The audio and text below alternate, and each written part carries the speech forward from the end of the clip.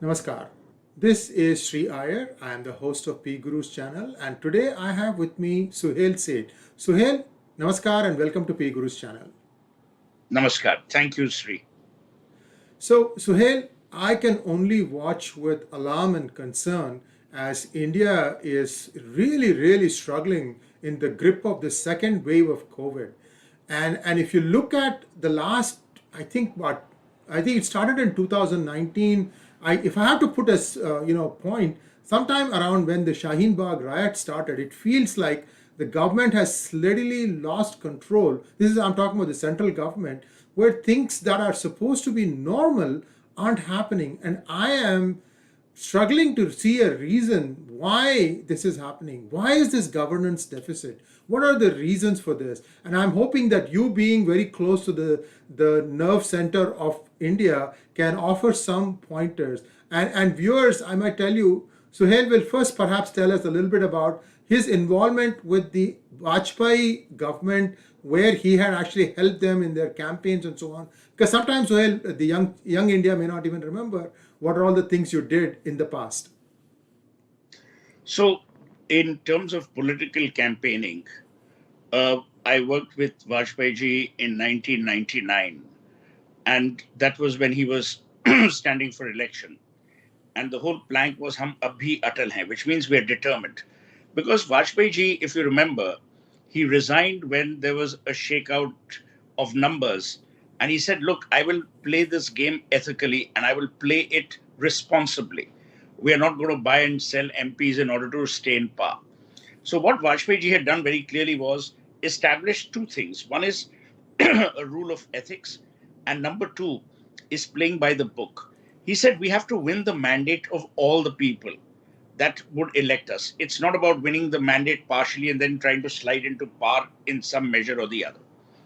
So I worked with him very closely. We ran a campaign called Hum Abhi Atal Hain. At the same time, Sheila Dikshit, as Delhi Chief Minister, had completed a year, and there was internal dissent, as there always is in the Congress. And she asked me to help.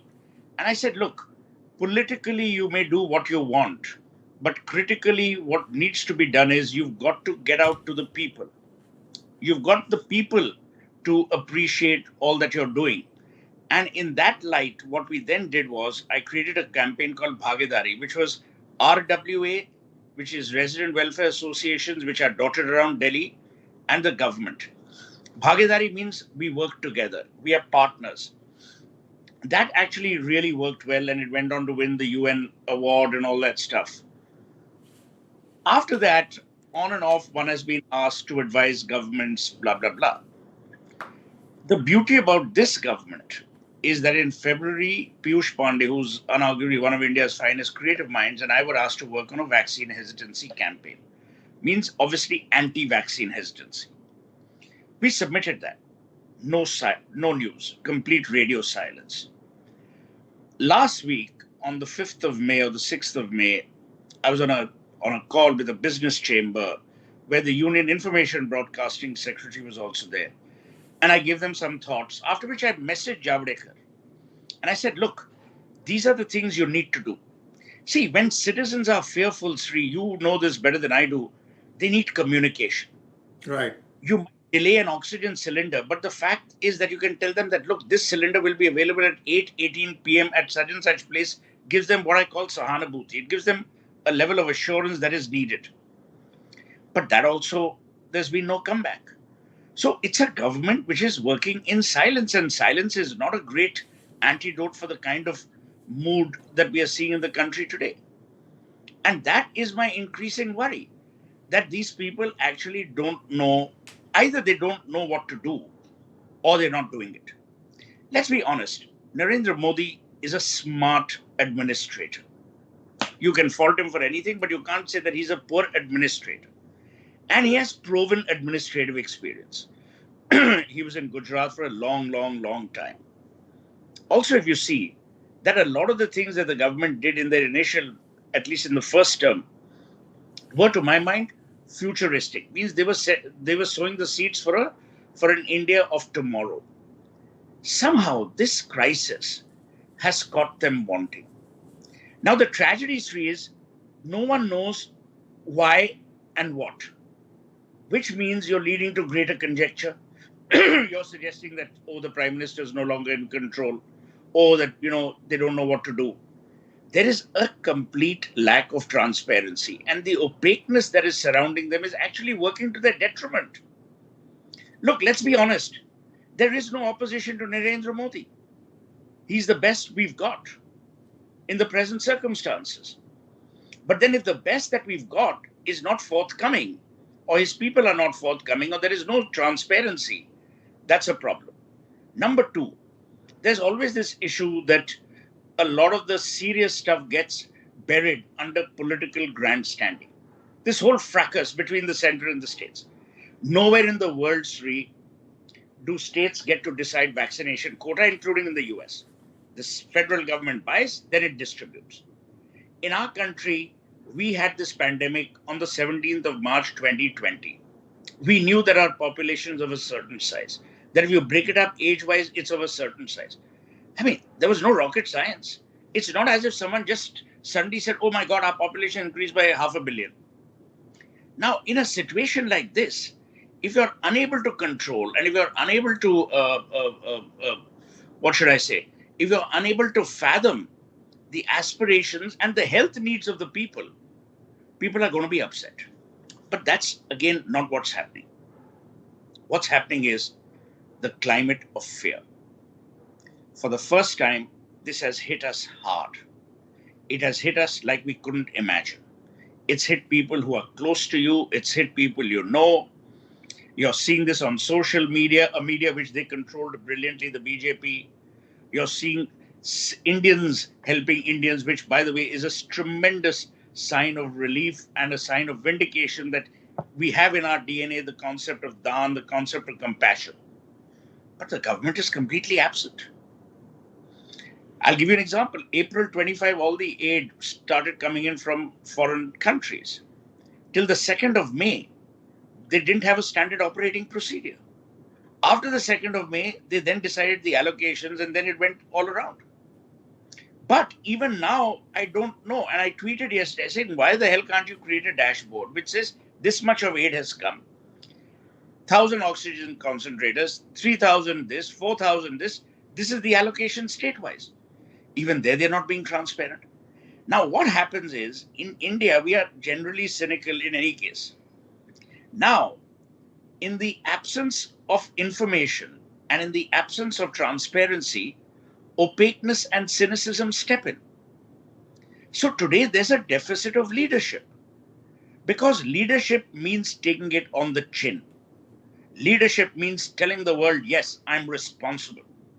I'm not saying Mr. Modi should come and apologize, although if he did, it would be the best thing he's ever done in his life.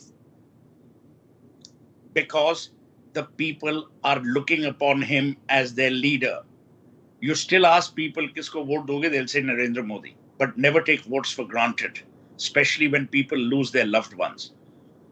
Now, you might say that there is fake news, there is this news, there is that news, then counter it. You can't counter the truth by saying, oh, it's fake. Then you have to have a higher truth. You have to have a higher calling. You have to then buttress your statements with facts.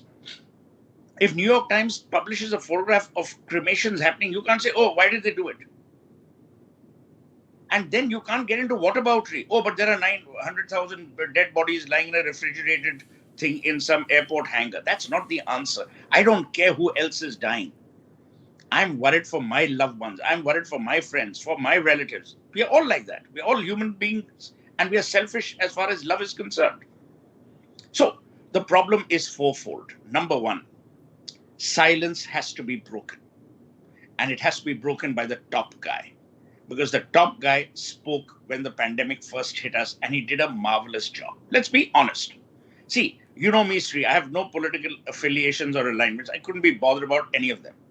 Number two, they have to start behaving responsibly and put people rather than politics first. And there, people like Rahul Gandhi, Akhilesh Yadav are all guilty when they questioned the efficacy, the veracity of Bharat Biotech's vaccine. They created a fear psychosis which none of it should have existed. It delayed the process of vaccination. Number three, the Prime Minister must sack someone. because it'll send a signal that being lazy, incompetent, and unplanned is not kosher anymore in these times. Number four, he must set up a plan of action on which he can deliver. Now, let me give you an example. They started the vaccination process brilliantly. Truth be told, brilliantly. You went to the vaccine center, you went to Covaxin, the app, everything worked brilliantly. Then you make an announcement from May 1, we'll vaccinate everyone between the ages of 18 and 45.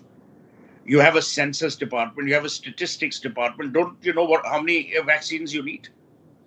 Then you have all the data of people who got their first jab who will now need their second jab within that 1 month or 6 week period. You know that also. How difficult is it to calculate? How difficult was it for them to place an order with Serum and Bharat Biotech? Imagine both these companies cannot produce what India needs. How difficult was it for you to give Pfizer or whoever it is licensing for manufacturing in India? Now to say states must buy with a rider that the center will decide the allocations with the vaccine companies. I'm telling you, Sree, I have never seen such a royal mess. I mean, this doesn't even happen when you're planning the groceries for your own home. Here you're looking at life and death. You're looking at 1.4 billion people who have lost livelihoods, who are fearful, who have nowhere to go. And to be fair to Modi, the healthcare system is not his creation; it's the creation from the Nehruvian times. But then, for how many things will you keep blaming Jawaharlal Nehru? You created COVID facilities, which you then dismantled, thinking, oh, we won the war. You allowed an election to continue. Yesterday, Bengal reported the highest per day number of COVID cases. You allowed the Kumbh Mela to go on. Point I'm making is you are moving from one misstep to the other with either no remorse, no plan of action, no apology, and no forward-looking vision. So what happens to the citizen? Where do you and I go? Who do we look for? You ask Arvind Kejriwal if you're a Delhi citizen, he says, "Maine to center se manga hai." I've asked the center. You ask the center sends out 20 tweets saying this guy is lying. Who perishes in the middle? People like you and me. Who suffers? People like you and me. Why do we suffer? Because we elected these people. We elected them on the plank of governance. We didn't elect them on the plank of government. It is ironic that the Prime Minister came to power saying minimum government, maximum governance. Today we have maximum government, minimum governance, if not negligible governance. Who's responsible? And I don't want to get in. Our media is also at times behaving irresponsibly, but they will. They are showing stuff which is creating a greater fear psychosis. India needs balm to soothe its soul. But these are not platitudes which we can give. This is not poetry that we need to recite. We need action on the ground. We need people to see people being helped. We need people to see people recovering. We need people like my mother who has a comorbidity to know that she can go for a next round of treatment. In the absence of all of this, there's going to be chaos. People are going to question the leader. And you're right, it's the central government, but people are questioning their state governments, as they will. Now, the other problem is Indians tend to forget. So in 1 year, we might forget this. But this time, I don't think so. What has happened is we've created 3 levels of snafus for ourselves. Our domestic is a mess. Internationally, we are shamed. Diplomatically, we are finished. And I'm saying this, there will be 100 people who will tweet, no, he's wrong, yevo. It's not true. If you remember on your shows, many a time I've supported Narendra Modi for his fastidiousness to stay the course. So I have nothing against him. I don't care either for the BJP or for the Congress. My point is, where does the citizen go, Sree, in all of this mess? And do we have a forward plan? Today, a day before yesterday, we vaccinated 6.4 lakh people against a daily vaccination target of 60 lakhs. You're looking at a 1/10. So your deficit is 9/10. That deficit only gets carried forward. How do you do it? And I'm really astounded that no man, and you do know that I give all my advice for free. When it's the government, when it's NGOs, it's all pro bono. I don't want anything in return. But even that advice they're unwilling to take because they think they know it all. The arrogance of intellectualism works completely contrarian to the attributes of solving problems. And it's their arrogance which is deafening, which is shocking. And look, to be honest, the Prime Minister is a very astute man. He understands optics, he understands politics more better than most of these other Johnnies. So I'm surprised as to why he's silent. And that's what's surprising me. Either he's gone into a shell, or he genuinely believes that he gave the states a fair warning and advice in March saying, do your stuff. And they didn't do it. They didn't prepare for the second wave. But even that, I'm not willing to condone. We only have one prime minister. We may have 29 chief ministers, but there's one prime minister.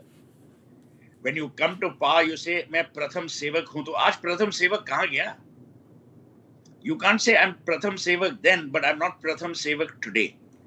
My advice through your channel, which is widely viewed by a cross section of people, is someone needs to tell the Prime Minister that this is the time to stand up and be counted. You don't want to apologize? Don't apologize. You don't want to admit to any errors? Don't admit. At least give us a forward plan.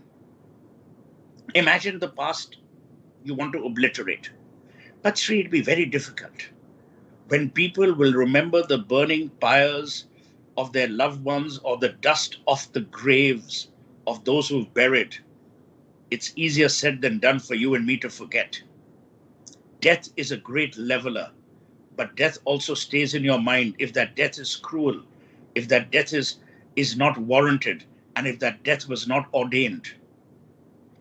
We never crib about, say, 102-year-old person dying. But when mothers and fathers are orphaned because of their children and vice versa, they're going to remember you. And they're going to remember you with pain. They're going to remember you with karmic absoluteness. And they're going to remember you thinking you let them down. Mistakes are fine, but not fatal mistakes of this kind where a little bit of planning, a little bit of process control could have changed the entire dynamics. I think the most important thing that you brought out is the 60 lakh to 6 lakh. So now we understand that there is a deficit here. They are not able to create enough vaccines in time. But it's also important to tell the people of India that not every region is affected badly. For instance, as far as my reckoning or understanding goes, Bombay or Mumbai, Delhi, and Bengaluru are really in bad shape, whereas Chennai perhaps is not in that bad a shape, even though it also went to elections, touch wood, and so on. So at least the Prime Minister can say, I'm going to do directed vaccination so that those areas where there is a higher incidence, we're going to take care of them first. The rest of you, just hang on, we are coming there. And also, I must tell you, Suhel, somewhere I read that you need 60 raw materials to make the vaccine.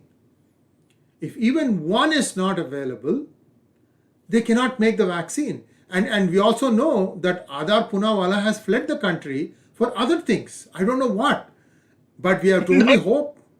He's not fled. He's not fled. He has gone to the UK. It was a prefix trip. And he has not. But you're right. Even in his case, his communication is also tardy. People think, oh, he's living in this mansion in London and he's fled and all. We can't flee. Now, you rightly said about vaccination. Now, and here I don't blame Modi.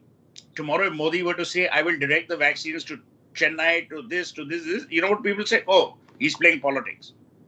All the other state chief ministers will go after him. All he has to do is now create a plan in partnership with the states for two things. Number one, you rightly talked about raw material. Bharat Biotech is a 50% partner of ICMR, which actually gave them this proprietary formula. Why don't you instruct Bharat Biotech to share that with 4 or 5 public sector units and 10 private sector units and ramp up the production of the vaccine? You have invoked the National Disaster Management Act. Under that, you can nationalize these vaccine companies if they don't play ball. But there's no action. Sree, even what you and I are discussing, if there was a discussion in the public domain or even a conceptual discussion, people would say, wow, these guys are thinking. Today, people say, oh my God, we are left to fend for ourselves. That's my problem. The problem is, and I'm sure, to be fair to the Prime Minister and to all the state chief ministers, look, one thing you have to say, you can't fault him for hard work, but hard work means nothing unless it's implementably sound. I'm sure they're working, but they're like a ship in the night. Only they know it. We don't, because they haven't shared anything with us. And then you have the Central Vista project, again, whose optics are so terrible, so terrible. If I were Modi, I would have said, I'm pausing Central Vista for the next 10 years.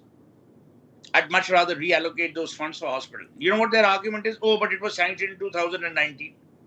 Oh, but it'll save 1,000 crores in budgeted expenses. Are you trying to tell me, Sree, that is your excuse for going ahead in the wake of what all is happening? Are you telling me that the Central Vista project, of which only one element is the Prime Minister's house, which obviously will be flagged off in the media, are you telling me that's the most critical component that you have in the world? So those are the worrying things. Those are the things these guys need to be conscious of. But again, it's tutu meme. So if the Congress, which again is tardy and irresponsible, says something on the Central Vista, there's a response. So it's everyone is abusing each other. In the middle, the citizen is getting PSO'd. You know, we are like in that mortar and pestle. The pestle may be controlled by the Prime Minister, the mortar is the opposition, and the citizen is being ground every day into the mud, literally. Suhel, from what I know, about 16 companies are trying to manufacture vaccines in India. But you have to remember, you have to create a clean room, and that has to be certified because this is not something that's as simple as turning a switch on. For example, some iron and steel furnace companies, sterlite, copper smelting companies, they could manufacture oxygen, extra oxygen from their existing processes. I think vaccine is a little bit more complicated. I do know that again, I have not verified this and I'd like somebody to verify. 16 licenses have been given to established companies, such as, I'm just giving ABC names, they may or may not be there. Reliance kind of names, I'm not saying they are. There are names that have been given these licenses saying, here is a formula, see how quickly you can put together a place to start putting out vaccine. This is what I heard. I don't know. I mean, again, this is messaging on part of the government. The government can say, look, we realize we messed up. We sent out 6 lakhs or 6 million vaccine. We thought we had it under control. And then things just blew up in our face. Now we are trying to do something else. And here is what we are trying to do. Like what you said, that lay down the roadmap. You can say, if these 16, 5 of them come online, this is the capacity, 10 of them coming online. By the way, this is a huge opportunity for India to be the pharma provider of the world. We save lives. Go ahead. No, you're absolutely right. Now, you talked about Aadhaar. Look at what Mukesh Ambani did. On the last Friday in April, he flew from Bombay and parked himself in Jamnagar, where he's personally supervising the production and the ramping up of oxygen per day. He is very keen to partner. He doesn't want the money because he has enough. Very keen to partner with, let's say, the Hafkeen Institute in Bombay and produce vaccines. But Sree, someone has to get it done. You and I can't get it done. Right. Someone has to say that, yes, we are willing to get this done. The willingness to get this done has to come from the government. If it doesn't come from the government, what can you and I do? We are mere passers-by. We are spectators in a sport which has sadly become a blood sport because people are losing their lives. People don't have anywhere to go. And remember one thing, you can lose your life. When you lose your life plus your livelihood, you leave behind not only a present which is fearful, but a future which is riddled with fear. And fear is no country to bring children into. It's a scary situation. And also, one other thing that has happened, it's an inadvertent thing, is over the period of January, February, March, children were playing about with other children, and it was believed that since children are asymptomatic, that nothing would happen. Unfortunately, the children brought it back with them to their parents, to their grandparents, and so on. And that is also a multiplier effect. Of course, try telling an 8-year-old that you cannot step out, you have to stay inbound. They are going to, act like children. So I really don't know what you can tell the child, but at least communicate. I think Prime Minister Narendra Modi, it has to be him, because he has centralized it so much that unless he comes out and says it, people will not even believe if somebody else, like for example, the health minister, were to come back and say, because No you one would never. care. If Harshvardhan told you to take a Crocin, you would take a Disprin. That's the level of belief in him. And Right. he's not a bad guy. But Yes. again, I said, we are not interested in good guys. Good guys belong to the missionaries of charity or to the Ramakrishna mission. We're interested in people who will deliver. These guys have not delivered. Simple. The question is very simple, Sree. Today, we are on the 11th of May 2021. The pandemic happened March 17, 2020. Between March 17, 2020 and 2021, May 11, what on earth have you done? It's been 13 months and a little bit more. What have you done? Have you ramped up vaccine production? No. Have you ramped up oxygen? No, until it became a crisis. We love a crisis.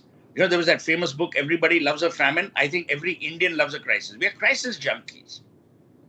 We want to see, oh my God, there's a crisis. Now let's see what we can do. But the point is, people are losing lives. You're talking about this. There's a person who I know who went to the hospital, wanted to go to hospital for an urgent hip replacement, 87 years old. No hospital available.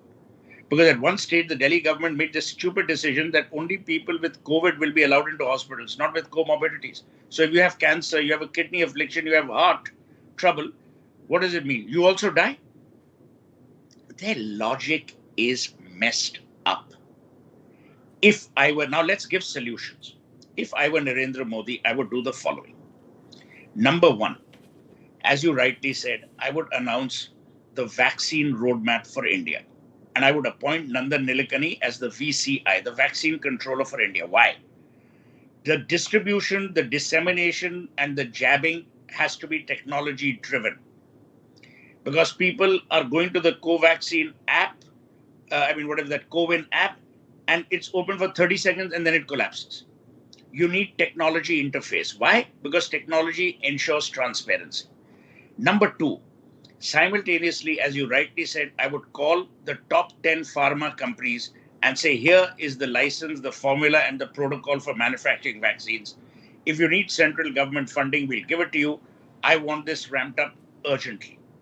Number three, I would eat humble pie and call up every state chief minister and tell them to put out all the data broken up into three sections. Number one, how many people have got their first jab and how many people's second jab is due when. So I have a timeline. So I then park that. Those are the vaccinated people. Then, how many people need to get their first jab? Above 18. Because there were many people above 45 and above 54 who didn't get their first jab because of this bloody vaccine hesitancy. So then I get that figure. I collate all those figures. Then, as Uddhav Thackeray and Aditya are planning in Bombay, I also plan for isolation, impending third wave issues. So how do I plan for the third wave? As you rightly said about children, I need to then get creches created. I need to get isolation facilities created. All of this is possible. If you and I can discuss it on a show like this, these are wise people. They have the government's might at their control. Why the hell can't they do it? Now, the Supreme Court has to come in for everything. Then we might as well elect the judges. Then to hell with having a parliament. Then you don't even need a central vista. That's my problem. Yes, and Suhel, thanks for taking time out from your busy schedule to share some thoughts with the viewers. Viewers, stay safe and please stay strong. This is not easy. Sometimes we can lose it in our mind. Do not lose it in your mind. You can fight this thing. It is just a fact that you have to do some basic things right. And as long as we do that, again, I'm saying don't let your children go and play with other children in the especially in flats. You are so cramped up. Please, for a few days, explain to the children it is very important.